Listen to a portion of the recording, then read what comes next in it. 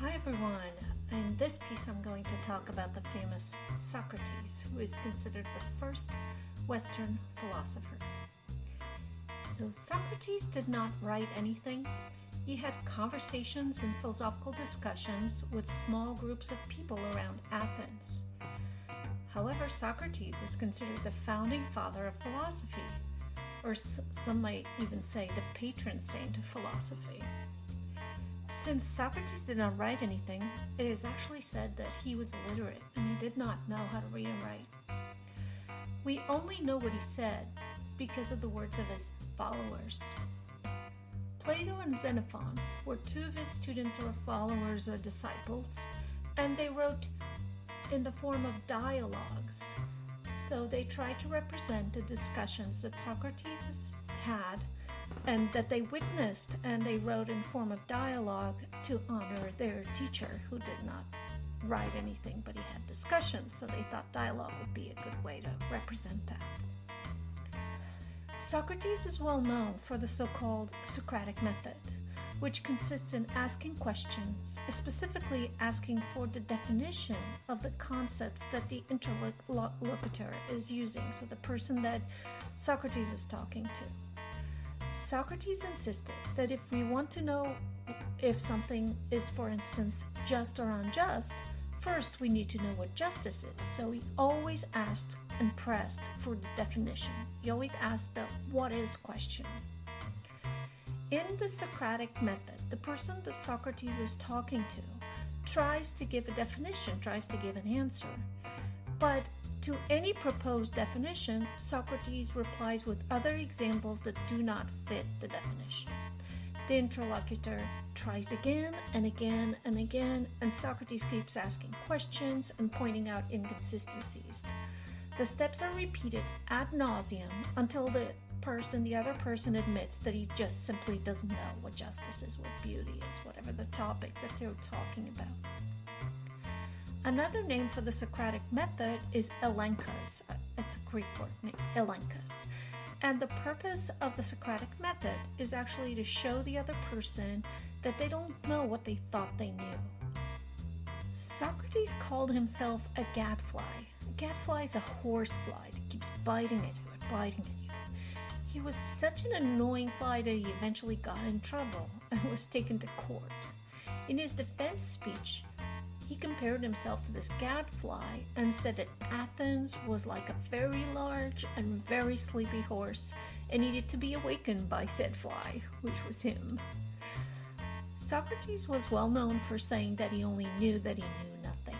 He was a skeptic and thought that philosophy is more about asking questions and challenging established beliefs than creating new knowledge. However, Socrates did hold one theory to be true. He often remarked that true harm is the one that the soul does to itself when someone performs a bad action. He also claimed that those who do wrong do it because they are ignorant, and they would not do anything wrong if they had the right knowledge. This theory is quite puzzling. How can it be that the one that can harm me is me? Do we really only act wrongly because we are ignorant? This theory was further developed by the Stoics. Their main idea is that harm is not the injury that was caused to you, but the suffering, which depends on how you interpret the injury. That is, according to the Stoics, you need to choose to suffer in order to suffer. This is problematic, but I won't discuss this here. I actually think that what Socrates is saying is a little bit different. I think Socrates' idea is the following. When someone commits an injustice, they do it because they think this injustice is the right thing to do. So when the court accused Socrates, they thought it was the right thing to do, to accuse him, but they're wrong. It is not the right thing to do because Socrates is innocent. They are wrong, and by being wrong, they are deceiving themselves. And by deceiving themselves, they're hurting themselves because deception is not a harm. You see, this is how I interpret the claim that Socrates makes, that those that harm are both ignorant and they also harm themselves. What do you think? Can you think of another interpretation of this theory? It's food for thought. Socrates was also a harsh critic of Athenian democracy. He may have been friends with men who were involved in the 30 Tyrants coup that took over the city.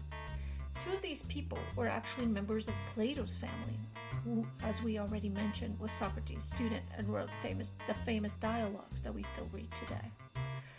Partly because of his political views, he was accused and taken to court on bogus charges. Officially, Socrates was accused of corrupting the youth and of impiety.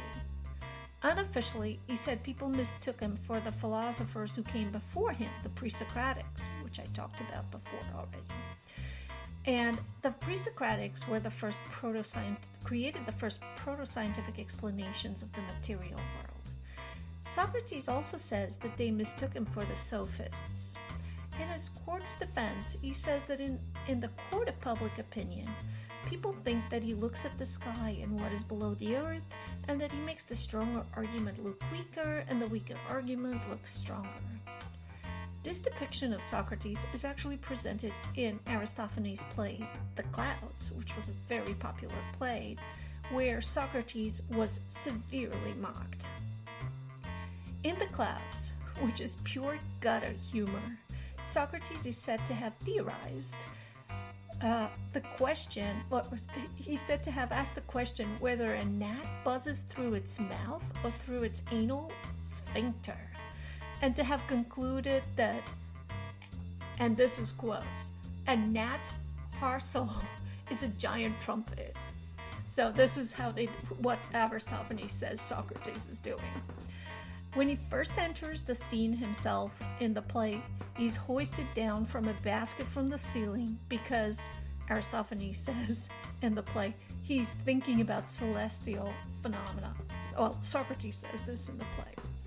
He's said to believe in the clouds in the play, and that the clouds and not zoos makes thunder, which is kind of interesting. The clouds are also the choir in the play.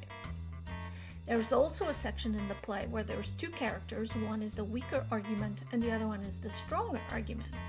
And the weaker argument wins. Socrates in this play is also depicted as a sophist that asks money to teach all kinds of ridiculous argumentation. And this is where his reputation comes from, because this play was super popular. Well, that's what he says in his defense anyway. In fact, I think this play was not as popular as he thought it was, but I don't know. I've read different things about that. Maybe you know more about that. All right. During his court defense, Socrates was often arrogant, claiming that the oracle at Delphi said that he was the wisest man in Athens, and that he did not know. And Socrates says that he did not know what that meant until he realized that it meant that he was the wisest because he knew he was ignorant, while others thought that they knew something when they in fact did not know. He was in fact convicted to death by poison at the end of his by the court. And he had to drink hemlock, which is actually a pretty common plant that you can find on the side of the road in the United States. It's actually poisonous for animals too. In Athens, the jury that convicted Socrates was constituted by 501 persons, and the final vote was actually 280 to 221, which was closer than he thought it would be. He thought that people would vote against him, actually. When asked for an alternative to the death penalty, he actually offered 5 minas, which some people say it's insignificant, but I looked it up and it said something like 5 minas were 100 drachmas, and that a normal worker would make 1 drachma a day. But I may be wrong about this, I'm not sure. But he also said that he would take a free meal at the Parthenon, which is what they gave to war heroes and Olympic heroes, which was kind of like, that was definitely a joke. And he also did not accept exile as an alternative, so he was sentenced to death. When he was about to take the poison, he was with his friends and he talked, and to talk to them, and he was not afraid of death. He said that there was only two options. On the one hand, either death was a long, dreamless sleep, and in that case, there was nothing to fear, or there was an afterlife, and since he didn't do anything wrong, he didn't commit an injustice, he would not be punished, but he would be rewarded. He also liked the idea of having philosophical discussions with other famous Greeks who had already died. If this turns out to be true and we somehow can speak with people that lived before in the afterlife, I hope that we can also have interpreters, because I don't speak Greek and I would like to talk to Socrates. Anyway, Socrates' fearlessness in the face of death and his integrity till the end had a big impact on his friends and followers, and probably inspired Plato to write over 30 dialogues with Socrates as a character. Without those dialogues, we would not know about Socrates today.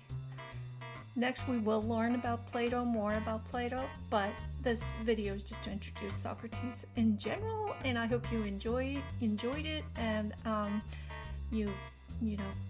keep looking at the next videos, because you'll learn more about Socrates when I talk about Plato as well. All right, I'll see you soon.